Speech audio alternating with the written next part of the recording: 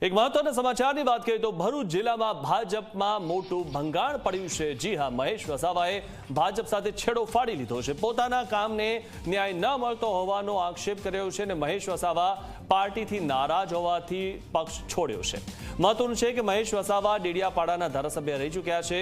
બીટીપીના સ્થાપક છોટુભાઈ વસાવાના પુત્ર છે મહેશ વસાવા। વર્ષ 2024માં મહેશ વસાવા ભાજપમાં જોડાયા હતા અને હવે તેમણે છેડો ફાડી લીધો છે।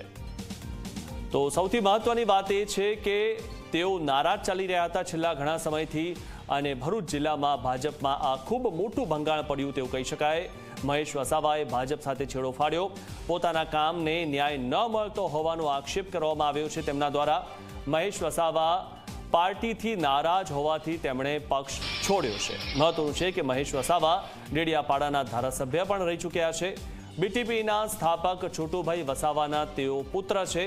વર્ષ 2024માં મહેશ વસાવા ભાજપમાં જોડાયા હતા અને હવે તેમણે ભાજપ પક્ષને છોડી દીધો છે। તો તેમના કામ ન થતા હોવાનો તેમણે આરોપ લગાવ્યો છે।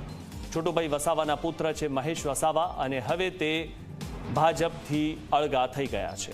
વર્ષ 2024માં તેઓ ભાજપમાં જોડાયા હતા અને 2025માં તેઓ અલગ થઈ ગયા। મહેશ વસાવાએ ભાજપ સાથે છેડો ફાડી લીધો છે અને તેનું કારણ છે કે પોતાના કામને ન્યાય ન મળતો હોવાનો તેમણે આક્ષેપ કર્યો છે।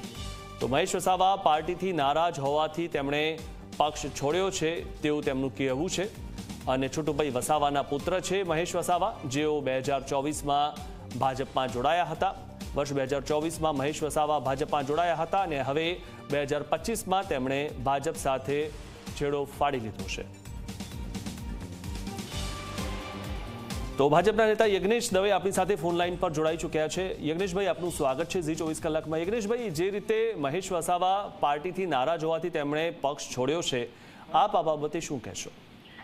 પક્ષમાં રહેવું ન રહેવું એ વ્યક્તિગત પોતાનો વિષય છે અને પોતાની મરજીથી વ્યક્તિ પક્ષમાં સેવા આપી શકે અને પક્ષ છોડતા હોય છે। પરંતુ જ્યાં સુધી મહેશભાઈ વસાવાનો સવાલ છે, મહેશભાઈ વસાવા સારા આદિવાસી નેતા છે। ભારતીય જનતા પાર્ટીમાં તેઓ 2 વર્ષ પહેલા જોડાયા હતા। આદરણીય સી.આર. પાટીલ સાહેબ સાથે ખેસ પહેરી તેઓ ભારતીય જનતા પાર્ટીમાં જોડાયા। ગુજરાતના પૂર્વ ધારાસભ્ય તેઓ રહી ચૂકેલા છે અને છોટુભાઈ વસાવાના તેઓ પુત્ર છે। પરંતુ જ્યાં સુધી રાજીનામાનો પ્રશ્ન છે તો રાજીનામું એમણે ફેસબુક પર મૂક્યું છે પણ એની રાજીનામાની કોઈ નકલ હજી સુધી પક્ષને મળી નથી અને ભારતીય જનતા પાર્ટી એ એના બંધારણ મુજબ પૂરી લોકતાંત્રિક પ્રક્રિયાથી પાર્ટી ચાલતી હોય છે। એટલે એમને રાજીનામાની નકલ જ્યારે પક્ષને મળશે ત્યારબાદ પક્ષના મોવડી મંડળો એની પર વિચાર કરીને ચોક્કસ નિર્ણય કરશે અને એ નિર્ણયની મીડિયાને જાણ કરવામાં આવશે। જી, એવું પણ જાણવા મળે છે કે તેઓ પાર્ટીથી નારાજ હતા અને તેમનું કોઈ કામ થતું નહોતું, પોતાના કામને ન્યાય નહોતો મળતો, જેના કારણે તેમણે પક્ષ છોડ્યો એવું સામે આવી રહ્યું છે।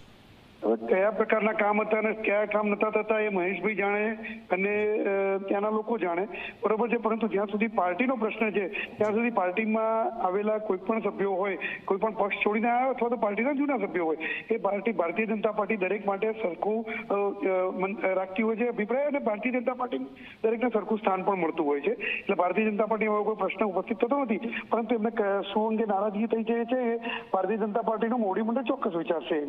જી, આભાર યજ્ઞેશભાઈ અમારી સાથે જોડાવા બદલ।